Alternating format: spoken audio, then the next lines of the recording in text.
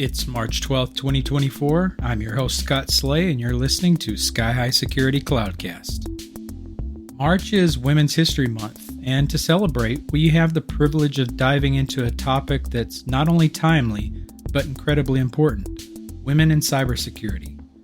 As we celebrate the achievements and contributions of women worldwide, we're honored to be joined by a trailblazer in the cybersecurity field, CSA President Illena Armstrong, for an enlightening and frank conversation about her insights, challenges, and triumphs in navigating the dynamic field of cybersecurity as a woman.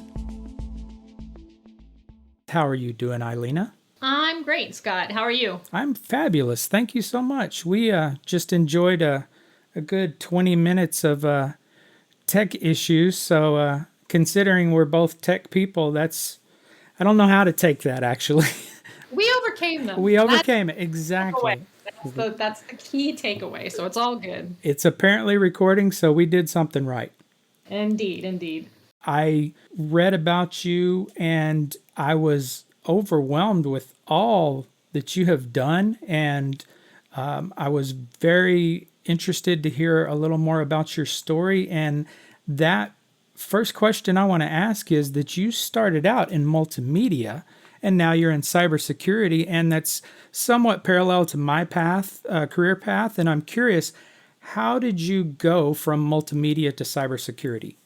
I started out in communications, so I did a lot of work all over the place, but then landed at a magazine back in the day. It was around like 1999, 1998, somewhere around there. I got a gig at SC Magazine, and I started out as sort of a reporter that quickly turned into like a features editor and then US editor. And for those of you who are not aware, SC Magazine used to be owned by a company called West Coast Labs. A couple of guys from Wales, as a matter of fact, started it.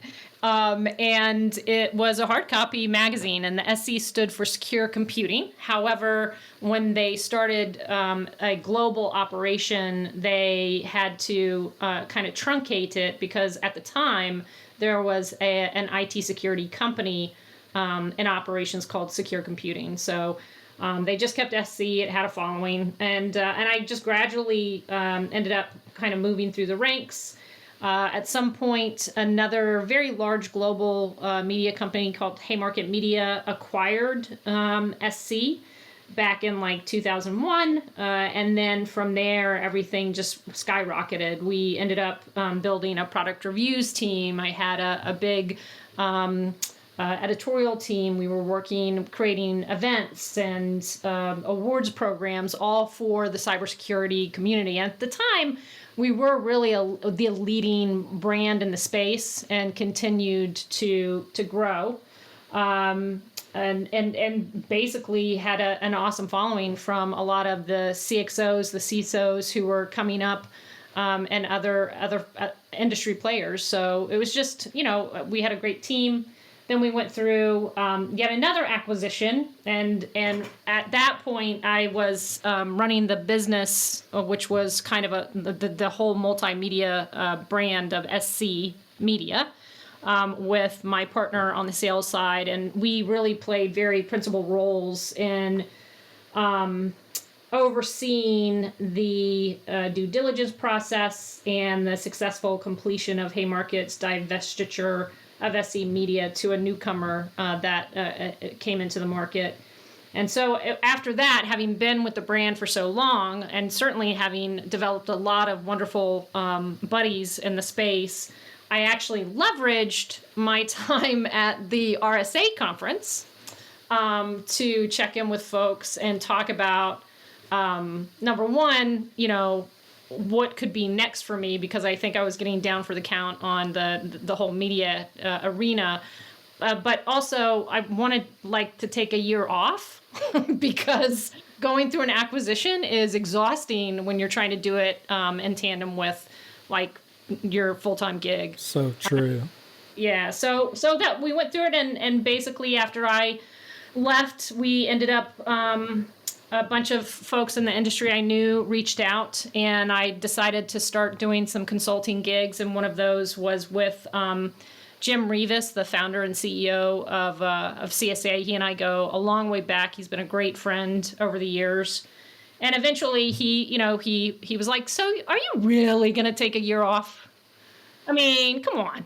You're not going to take a year off." And I decided to start as president in, I think it was January of 2021. Something that came to mind when you went to that first RSA, what year was that? Oh, geez. It must have been it had to have been around like 1998-ish or 99-ish. It was a much smaller event. It was only in one side of the Moscone Center. And as a matter of fact, I remember going to an RSA back in the day that was in San Jose for a minute too. So RSA started out in a hotel room before I even came into, join the fray, the cybersecurity arena fray. So it was evolving, and it just got larger and larger and larger. And at those first events, we're talking like 3 women. I don't know. You didn't see a lot. That's what I was curious about. What was the representation there of women? Yeah. And have you seen it grow, like progressively grow? Was there any big jumps in female attendance, or was it pretty steadily growing, or is it not growing like you'd like? I mean, I think it's steadily growing, and it's continuing to grow. I don't recall any big jumps. I do recall various and sundry controversies over the year where, many of us in the space, sitting in C-suite positions were sort of tired of like the booth babes that was getting, I think that was just annoying, honestly. And so there definitely was a movement to see that kind of silliness stop. And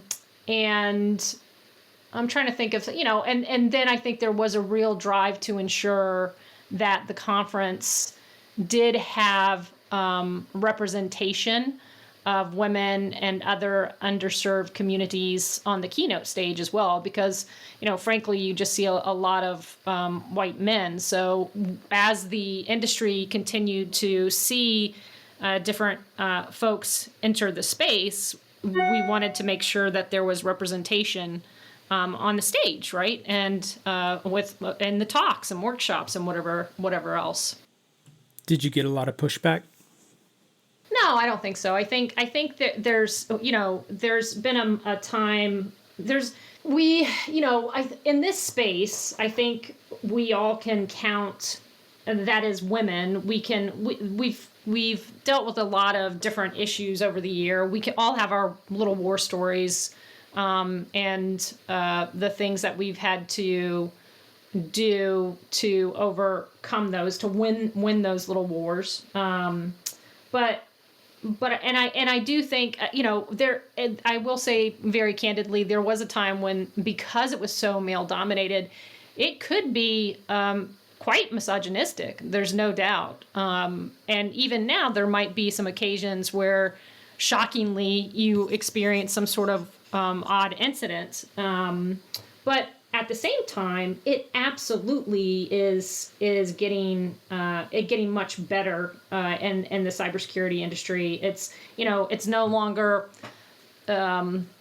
There might be pockets of gatekeeping, but I think that even is starting to be diminished just by all of the efforts of women, different groups, and even the allies that we have in the space. So yeah, I mean, I think it's gotten a lot better, and we know we're seeing changes happening now with numerous professional organizations cropping up in which women can participate. They can commiserate and network with and learn from one another, celebrate successes. And so now I think what a big focus is for many of those different membership groups is sort of the deeper issue of how do we entice young girls and people of color and members of historically underrepresented underrepresented groups to our profession. Like what can we do to make sure that they are they see a space for them, and that's where this representation matters so much. It's critical that we have to show inclusion and diversity so that young people see leaders from the groups with which they identify. And they know that they can, and they see these individuals taking charge and filling up really well-deserved space, and achieving some wonderful success stories. What role do you believe mentorship, representation, and networking plays in supporting the advancement of women in the cybersecurity field?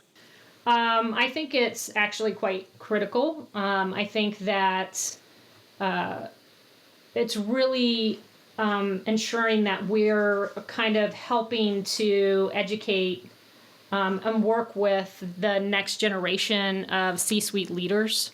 And a lot of organizations that have been created actually have mentee mentor programs where they might have contingents that have work together for a 6-month period or a 3-month period or what have you. But even in my own professional career and, even within organizations, there definitely are individuals that I mentor and that, friends from these different organizations mentor. And I think it's important for the mentee to have a professional friend they trust that they can go to and talk about some of the challenges they're having and give them advice on what they need to do to grow their careers and how they might navigate some weird happenings perhaps within the industry or their company. What advice would you give young women considering a career in cybersecurity? Do it. I guess definitely do it. There are people here for them, and they need to understand that they're not alone in cybersecurity. There are so many very accomplished women right now in this industry. And so I would also say that they probably should seek out, memberships in some of these organizations, seek out folks that they admire, and see if they might be able to have a mentor, mentee kind of relationship. And in some of these membership organizations, they can actually be part of, as I said, those cohorts, and take advantage of that. So the bottom line, there's space for everyone here, especially now with all of the cybersecurity challenges we're facing. So I think, they should know their space and they should take up that space, and really just do what they need to do to achieve their goals. Well, this may seem dated, but what are some common misconceptions or stereotypes about women in cybersecurity, and how can we debunk them? So obviously, just if you look at the world today, and look what's happening, just generally speaking, in like the U.S. with women's rights, there are folks out there who are holding on to or propagating whatever misconceptions or stereotypes they might have about women generally, and certainly I'm sure there are people like that who are holding on to those visions in the cybersecurity space, which I find quite antiquated, but there you go. So I don't know if it's, so here's my next follow-up. I don't know if it's necessarily my place or any other woman's place to try to make some sort of concerted effort to try to change their minds. I don't know if their minds could be changed, but then at the same time, I do suspect that just by doing the work we're doing and doing good work and spearheading really strong success stories for ourselves, for our teams, for our organizations, and getting that all out, if we're speaking at events, if we receive some sort of recognition, or our company receives a recognition, that I think is helping them to see that with diversity in teams, you get diverse views that can then drive really amazingly successful and strong outcomes. So perhaps while, we're not trying to convince them, just by our actions and our efforts and our work, maybe that's going some way to show them that those stereotypes are wrong. Do you ever have to explain to people how the gender diversity on these cybersecurity teams does have an overall benefit? Yeah, that's actually a good question, because so I presented with one of my buddies, Larry Whiteside Jr., probably a year ago. We decided to do a presentation together, and I can't remember if it was I believe it might have been for ISSA. I have to go back and look, but we actually talked about the benefits of not just gender diversity, but diversity period on teams, because all of these differences, when you have different backgrounds, you have your different neural sort of operations, you different the whole gender diversity, you have people of color and other underrepresented groups. When you have all of these people working together, you end up getting really diverse perspectives, different experiences, a lot of very unique sort of backgrounds, right? And certainly the knowledge you have about a particular issue or how you might tackle it often is different. And so when you get all of those different perspectives, it can really go a long way in helping to solve problems and build really robust and fruitful strategies that can be pretty dynamic and really make a difference in the department, or ultimately the organization's kind of creative entrepreneurial capabilities, their competitive stance, its growth trajectory, its overall success and longevity in the market. I think it's absolutely better if you have diversity on different teams. Are there any ways that organizations can create that inclusive and supportive environment for women that are pursuing a career in cybersecurity? Yeah, so I attended a Zscaler event, and Zscaler is one of our corporate members, actually an executive member, and they had it was back in January, they had their first ever Executive Women in Tech and Cybersecurity Conference. And it was absolutely cool, by the way. It was a kind of a 3-day event, and we had a lot of different activities. We were able to network. There were a lot of wonderful educational sessions and speakers. And just a great event. And all of the women I met and talked to and have talked to since then, it was great. The other thing that was really cool is you saw all these successful executive level women in a room, right? And that was pretty awesome. But at that event, there was a woman who presented, Dr. Gina Cox, and she's the author of a book called Leading Inclusion, Drive Change Your Employees Can See and Feel. And I haven't finished that book. One of my buddies stole it from me before I was able to read it all. But she is what I did read, and of course, hearkening back to her presentation, she spoke a lot about DEI programs that kind of cropped up, especially after George Floyd's death. And there was mention of a Forbes article and some other articles talking about whether or not those DEI programs are all that successful.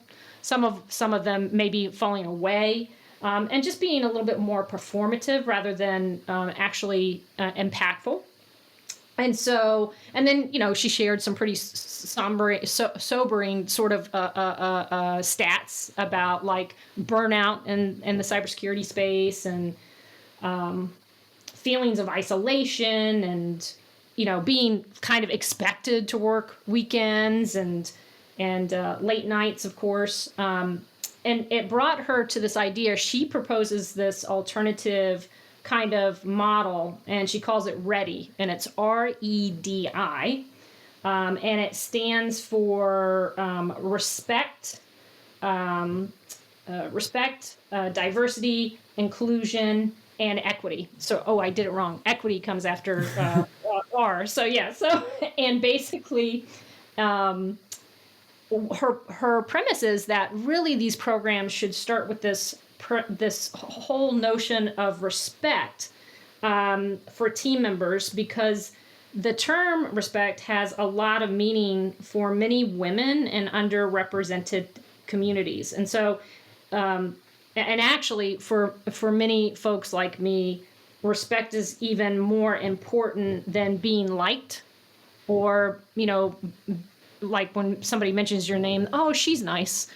We actually like respect a lot more, because it's really showing that managers and colleagues are having, they're acknowledging someone's personal values, the contributions they're making, their social worth, their humanity, and so it's pretty important. And so, that kind of segued into this idea that when you're talking about somebody's career and what they're trying to achieve in the workplace, they really want to be seen, heard, and valued. And so these types of programs should really start from that point of these valuable interactions, and whether or not a person is feeling respected at work, and then deciding, what the mission of a program should be, and what sort of outcomes and deadlines for those outcomes you want to build, and being very, methodical and purposeful around them, because, you can end up impacting like employee engagement, retention, the well-being, right? Like one of the stats she mentioned, and I can't remember the studies she pulled. I'd have to go back and look at my notes, but one of them was this idea of, morale. Not only were some cybersecurity leaders feeling isolated, their teams had like a low morale. So this is where these types of programs can really cultivate this community, and then really help to create like a positive culture, and even strengthen the capabilities of the leaders and the organization. So I guess I definitely would say get the book. Check out her website, because she was excellent. And the reason my friend took the book is because I recommended to him that he should talk more about her and his own organization. Do you think in a perfect scenario where women have reached the point of where nobody brings up the fact that you're a woman in cybersecurity, is that where we should eventually get to, where there's just no distinguishing? You are just a professional in cybersecurity, whether you're a female, male, white, person of color. Is that the end game, if you will? Or is it important to be, like you said, respected and recognized as a diverse group? Yeah, I mean, I that's an interesting question. I actually see both points of view. So there definitely are people out there, and I agree with this, so don't get me wrong, right? Where rather than saying, like at an event, oh, we're going to have a female, a women's CISO panel discussion, there absolutely are women out there who say, hey, how about we just have a CISO panel, and I'm one of the professionals on it, right? And that's totally fair, because there should, if you're just as successful or even more successful, even though women get paid 80 cents on the dollar, on a man's dollar, that's the average, right? If you're just as successful or more successful than those folks, then why do we have to make this distinction? I totally agree with it. I think that's the right attitude. Is totally cool. However, I also can get with the other side too, where kind of diversity discussions and luncheons and panels, which CSA has held at our events. I think those are important too, because it helps to acknowledge that there are still problems we need to solve. And so, and there are. And so, I don't think we should get to a place where we completely ignore that fact, because there are a lot of different underrepresented groups that I think still feel the challenges. Hell, I just mentioned, the 80 cents on the dollar thing, right? And there's another one. So so I guess I'm a mix of both. I think it would be cool if we could get to that point, truly get to that point where there is an acknowledgement that we're all just as knowledgeable, equal, deserving of the space. But I think there's still work to be done, and so we need to confront it and solve it. Well, Illena, it's been such a pleasure, and I greatly appreciate you coming on and speaking with me today. How can somebody reach out to you and find you online?